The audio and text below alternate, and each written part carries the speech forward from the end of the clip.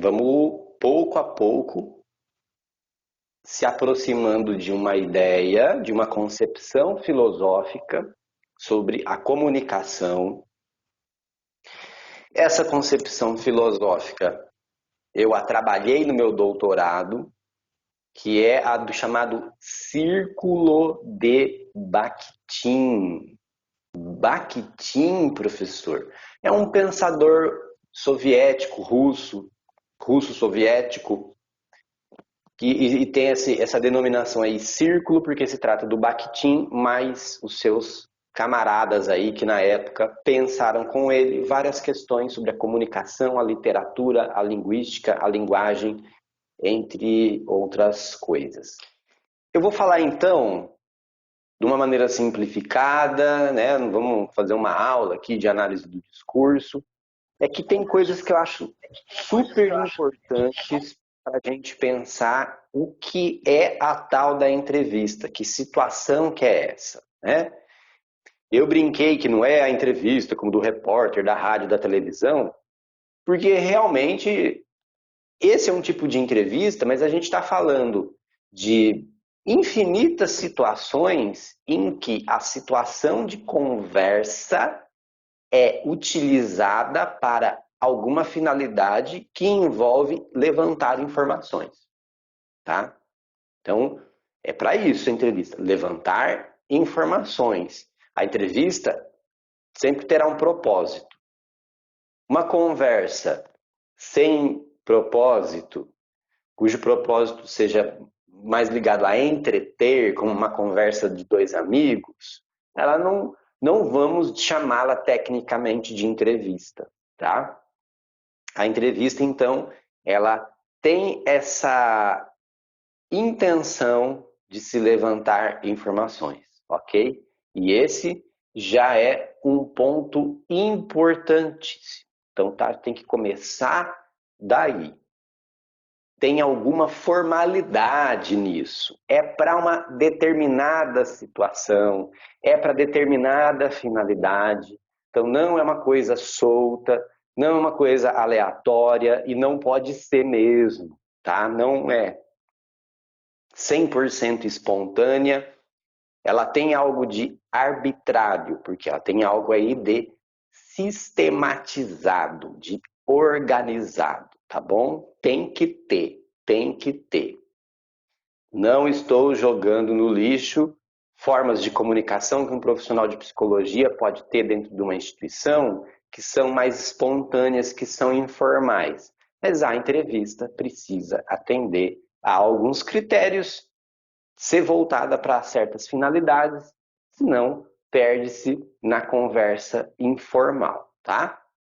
E aí, ó, tá esse termo aí, o enunciado concreto. Enunciar é falar, é mandar mensagem, é estabelecer contato, tá bom? Estabelecer uma relação de comunicação, tá bom? E nessa teoria a gente fala de enunciado concreto, por quê? Porque a gente está preocupado com essa comunicação em circunstâncias da vida. Não assim, de uma maneira assim abstrata, não assim tão idealmente, conceitualmente. Então, quando a gente está falando aqui de enunciado concreto, a gente está falando dessas circunstâncias da vida em que pessoas conversam, pessoas interagem, mas não é só a conversa verbal falada.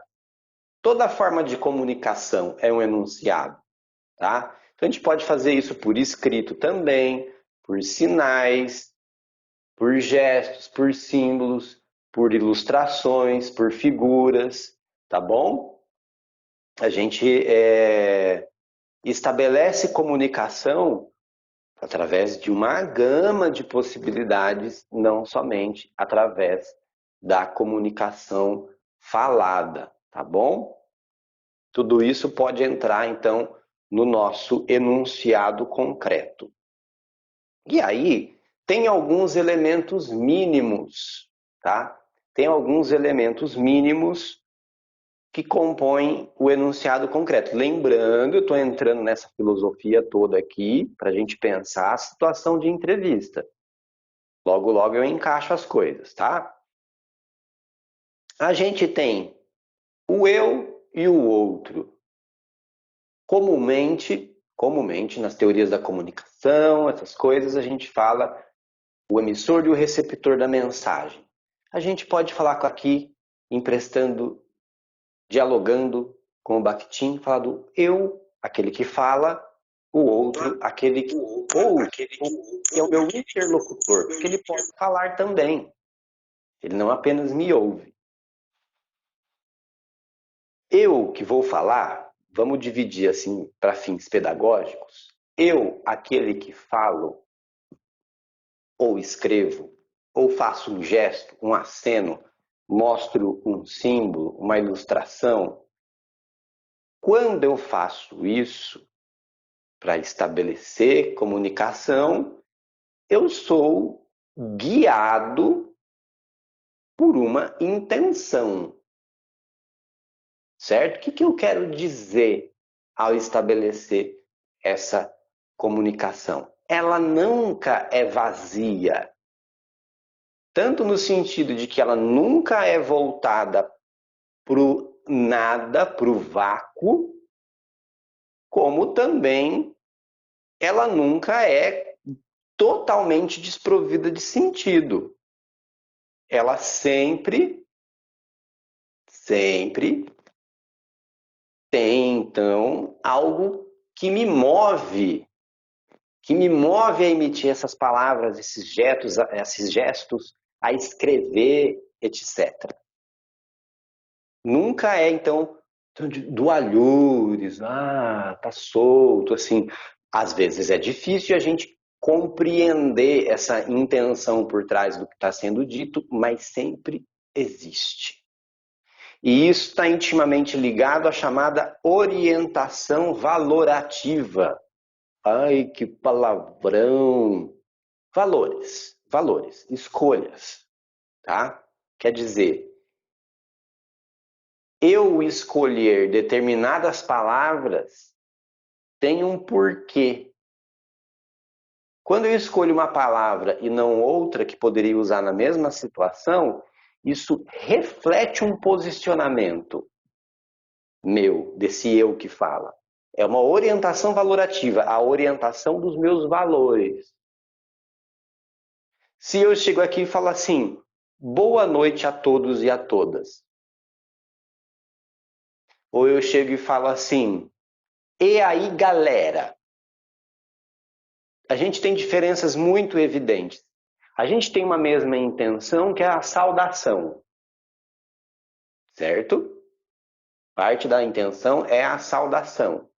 Só que, com a escolha das palavras, da entonação, né, da variação, do uso da inflexão da voz, da velocidade da voz e da expressividade que acompanha a voz também, o corpo, os gestos, etc., eu estou dando uma outra orientação para isso.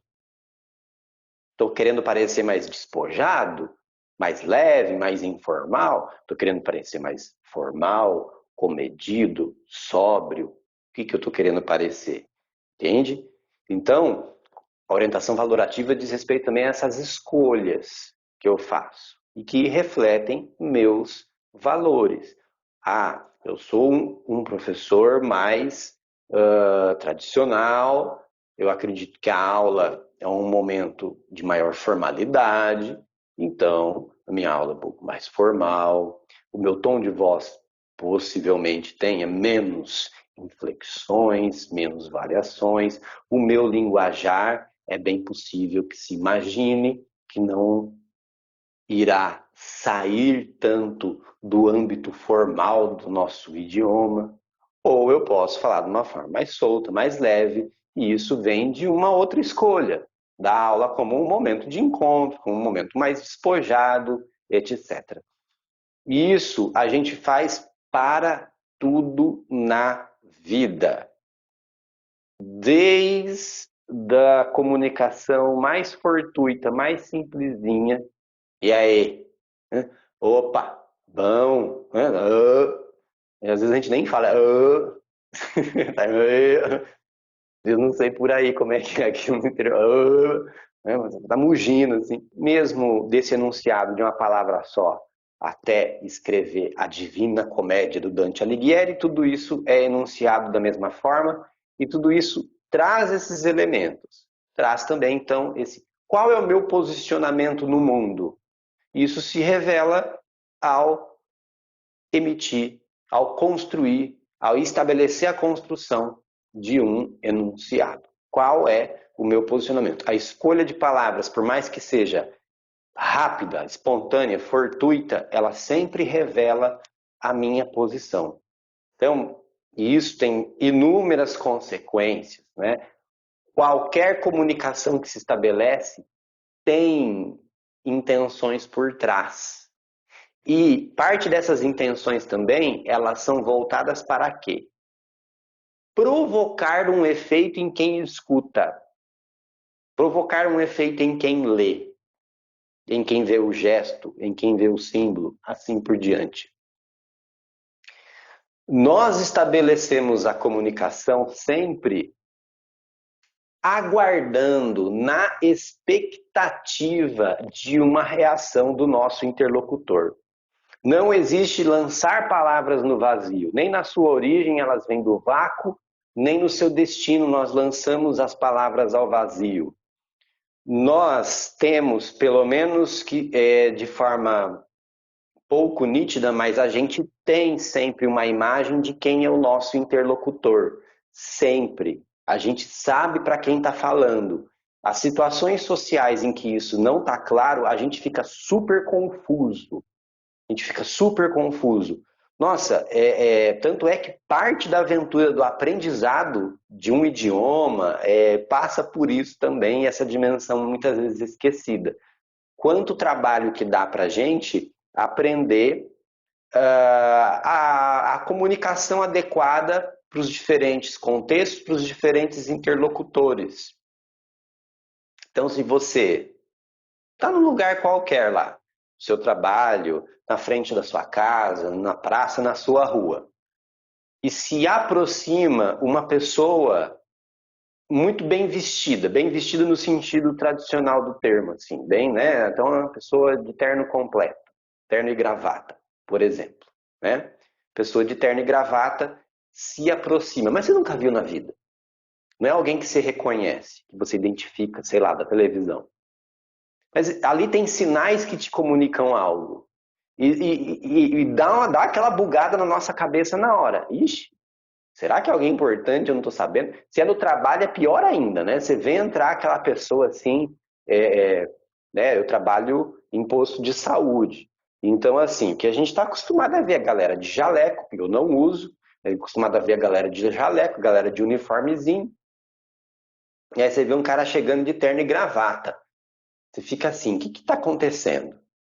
E já bate uma preocupação, você fala assim, ai meu Deus, será que é um político que eu devia estar sabendo que ele ia aparecer aqui? Será que é um vereador?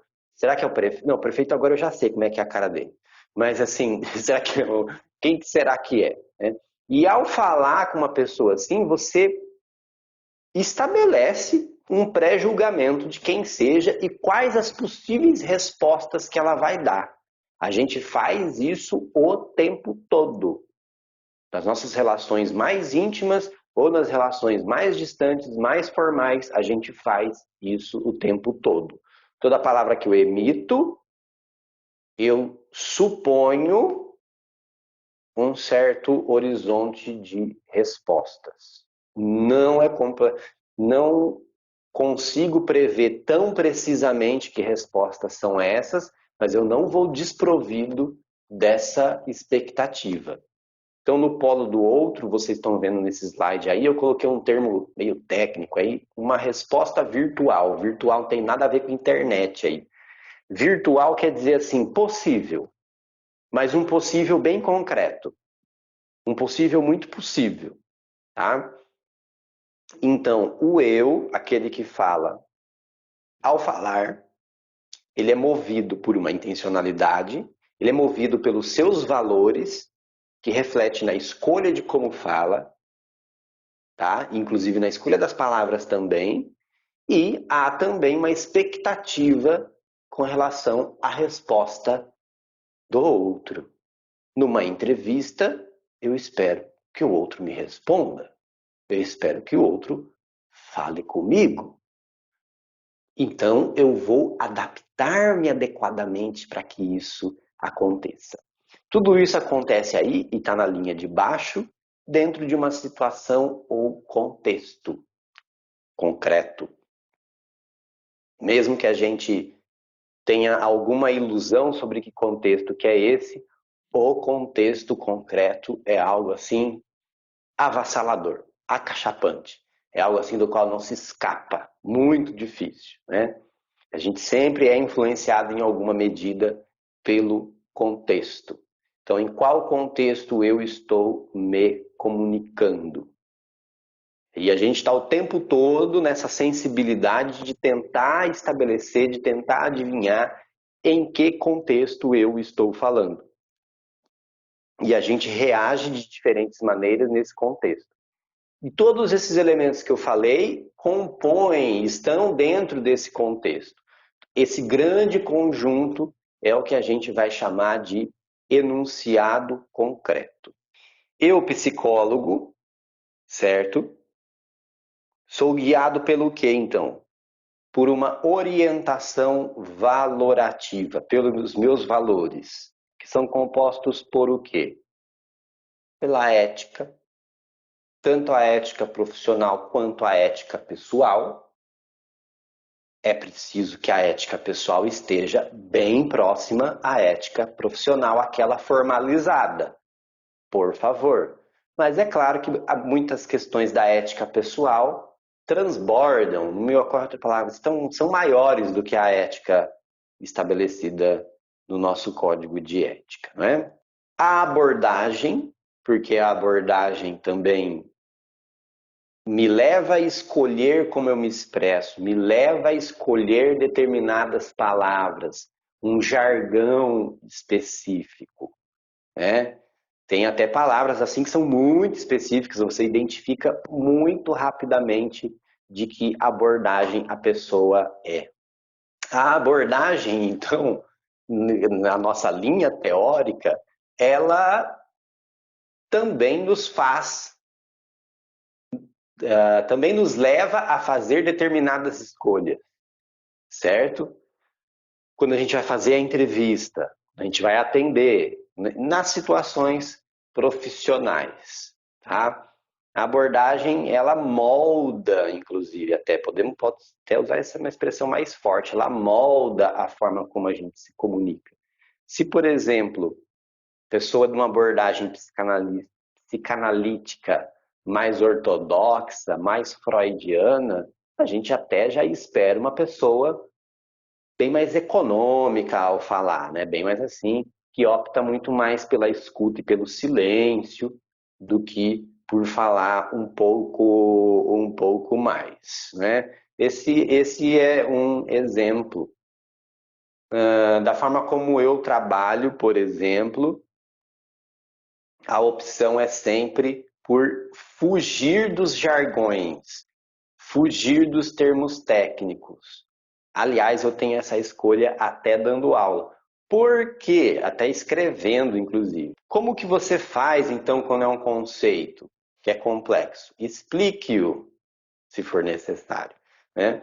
A gente observa com certa preocupação um abuso do jargão. E eu penso que muitas vezes para o profissional se esconder atrás dos jargões, sabe? Abuso do jargão. Tem outra questão do abuso dos jargões, né? Jargão é linguajar técnico, usar palavras técnicas, né? É, tem outra questão do abuso dos jargões, porque é bonito, é uma questão de poder usar jargão. Olha como ele fala bonito. Oh, o linguajar técnico dele é bonito. Coloca a pessoa numa posição de poder. Aí a gente vai na questão de uma ética, né? Eu estou mais interessado em impressionar ou em ser compreendido? Hum, Eu penso que o psicólogo precisa muito mais ser compreendido por quem o ouve e não ficar impressionado, né? Então, se a gente fica destilando palavras técnicas para o nosso cliente, para a nossa clientela, para o grupo, não importa onde, pessoas vão ficar impressionadas, mas vão ficar com aquela cara de paisagem, do tipo, que raios esse cara tá falando? Que esse cara tá falando? Então, o cuidado com as palavras é uma parte super importante de qualquer forma de entrevista, de qualquer situação de comunicação na nossa profissão, tá? Na orientação valorativa, entram nossos interesses pessoais também. O psicólogo não é desprovido de interesses pessoais. Então você tem que se resolver com seus interesses pessoais. Tá bom? Vai fazer uma terapia, por exemplo, para você se resolver com seus interesses pessoais, porque até que ponto nossos interesses pessoais são condizentes com a nossa prática profissional, né? Todos nós temos interesses pessoais. A gente quer ganhar dinheiro com o nosso trabalho, por exemplo. Oh, meu Deus, lógico que é, né? Lógico que sim. Mas, assim, ganhar dinheiro de forma ética, né? Ganhar dinheiro fazendo bem para as pessoas, contribuindo para o bem-estar de indivíduos e coletividades. Esse é o nosso trabalho. Não é ganhar dinheiro por ganhar dinheiro, arrancar dinheiro, manipular pessoas, etc. Se aproveitar da situação de fragilidade na qual as pessoas se apresentam para a gente. Nada disso. Inclusive, mas eu vou falar mais daqui a pouco, inclusive, né? Nada de paquera no atendimento, mas já vou falar disso. Calma aí. A intencionalidade aí, a gente pode colocar qual que é o propósito da entrevista. E aí entra triagem, diagnóstico, acolhimento, pesquisa e assim por diante, tá? Por quê? Essa intenção que a gente tem com a entrevista também faz o seu desenho, determina o seu formato, determina como vai ser conduzida. Quando a gente fala de acolhimento, por exemplo, geralmente é uma coisa muito simples. Acolhimento é aquela coisa assim, a pessoa está sob forte emoção ou está em crise, a gente vai lá e pumba, vem cá, vou te acolher. A imagem que me vem acolher não tem como, é essa. Você vai assim, venha cá. Isso, você não precisa literalmente abraçar a pessoa. Não é regra universal. Depois que você trabalha em CAPES e escola, esse negócio de não pode abraçar, você vê que é um tanto quanto relativo. Mas acolher é receber. Vem cá, conversa comigo. É lógico que é uma coisa mais leve, sem um roteiro como uma entrevista de pesquisa. Uma entrevista de pesquisa tem um roteiro pré-determinado, que foi testado, que você vai utilizar. Olha quanta coisa está aí entrando em jogo no momento em que eu, psicólogo, vou estabelecer o contato, vou atender, vou fazer a entrevista. Do outro lado, o outro, paciente ou cliente.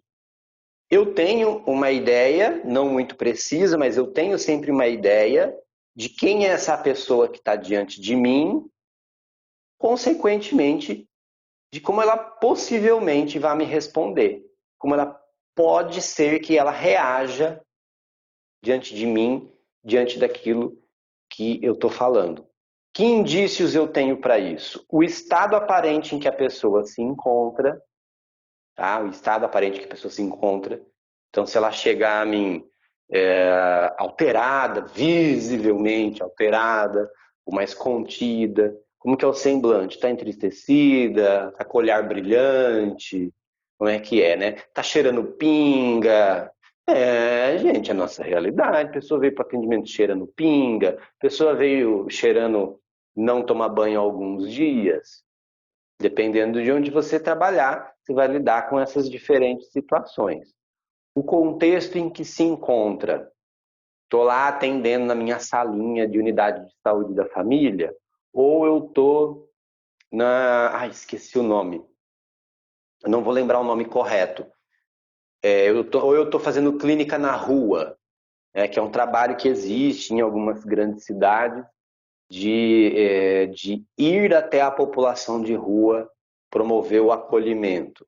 Então, é um contexto completamente diferente. Então, se eu vou para determinado contexto, eu estou preparado para lidar com aquele contexto. Eu vejo um erro razoavelmente frequente com quem trabalha com escola, tá? Eu vejo um erro razoavelmente frequente.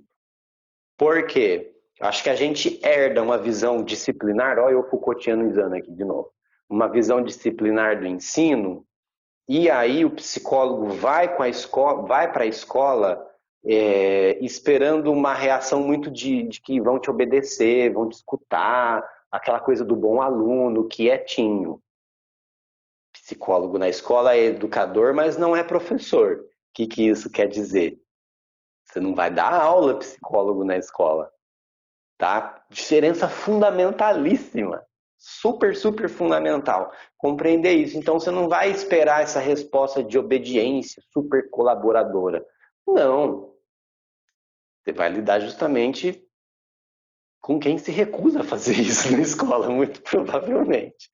Então não é isso que você pode esperar. Se você estabelece o seu contato esperando uma resposta muito distante da realidade, muito distante daquele contexto, você se estabaca no seu trabalho, não vai dar certo. Fica aquela sensação horrorosa de curto-circuito na comunicação, que as coisas não estão dando certo, sabe? Nossa, e como é horrível! Como é horrível quando isso acontece, gente do céu. Eu acho que uma das sensações mais horrorosas é você dar uma oficina ou uma palestra, você errou em alguma coisa ali e o seu público não se engaja, não entra no esquema. Nossa, gente, aí você é assim, ó, são 8h33 agora. Você tá assim, né? Ai, fica aquela coisa, parece que você tá respirando serragem, o ar fica pesado, um negócio ruim, assim. Você já falou quase tudo que você planejou falar, você olha, meu Deus, passou 2 minutos só, eu tenho meia hora ainda. Ai, como é horrível. Que sensação horrorosa, né? A gente aprende, né? Dar oficinas, dar palestras é parte do nosso trabalho também. Palestra talvez nem tanto, mas oficina sim, trabalhar com grupos. Tem essa coisa chamada clima grupal, né? Esse retorno, esse feedback, principalmente visual, que você tem no momento em que você está dando o grupo, dando a oficina. E que você sente se estão embarcando na sua proposta ou se estão assim. E aí não necessariamente a galera começa a bagunçar, começa a falar, mas fica aquele silêncio ruim, não é aquele silêncio bom da galera assim, que da hora o que esse cara tá falando. Não, é aquele silêncio assim, que daí vai dando um negócio ruim, que vai te comendo por dentro, tu fala assim, meu Deus, eu quero ir embora, eu quero sair correndo. Eu já passei por isso, já passei por isso. Aí você vai aprendendo, né? Você vai aprendendo. Você vai aprendendo também a moldar-se às circunstâncias. Voltando para a nossa entrevista aqui, isso existe também na entrevista, tá? Isso existe também na entrevista. É uma coisa razoavelmente comum. Te foi encaminhado lá um paciente que disseram alguma coisa do paciente lá, e não é raro acontecer isso. Vem aquele alarme todo. Eu vou te passar um caso agora. O cara é super difícil, ele tá delirando, ele quebrou as coisas na casa dele, e ele provavelmente tá bêbado agora. Ele deve cheirar maconha e fumar cocaína. Que você imagina assim, nossa, o cara vai vir o Tasmania, assim, virar, um girar e mordendo a testa.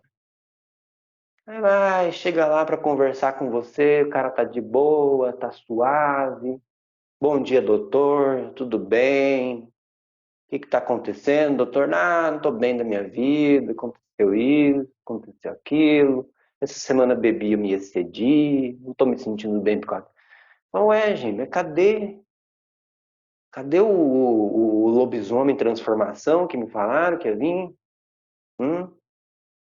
Aí você se adapta. Então, porque assim, entram aí em todo o nosso preparo, tá? o que diz respeito à situação barra contexto. Eu me preparo para o que vem pela frente, tá? A gente se prepara. No começo da carreira, no estágio, nem se diga, esse preparo é muito mais longo. No estágio você vai debater na supervisão, como que você vai fazer essa aproximação. Depois a gente vai com um aprofundamento teórico e experiência, esse preparo, evidentemente, ele é mais rápido. Muitas vezes é assim, né? Mas volta e meia a gente tem que fazer um preparo mais prolongado, sabe? De você olhar o caso assim, olhar o que está no papel e falar, eita, pera lá, eu preciso pensar, eu preciso buscar aqui, como é que é? Posso sair assim, cruzão, assim, oi, vem cá, vem cá. Não, né? E aí vai ter situações e situações, tá? Então aí no contexto aí barra situação a gente tem onde está acontecendo essa nossa entrevista. Então, onde pode ir na clínica particular, no CAPS, na unidade de saúde da família, num CRAS, assim por diante. Tudo isso passa por uma definição filosófica, que eu não vou me estender aqui, que é bem bakhtiniana, que eu me defino pelo outro, eu me constituo pelo outro, tá? A partir do que o outro espera de mim, da relação que eu estabeleço com o outro, eu também me constituo. Então, eu, enquanto um psicólogo, realizando um atendimento, realizando uma entrevista, eu preciso estabelecer esse diálogo, enquanto tem elementos que me constituem, que constituem minha postura, minha fala, minha escolha de palavras, que vem da minha formação, dos valores, etc., também eu me adequo à situação concreta que está se estabelecendo.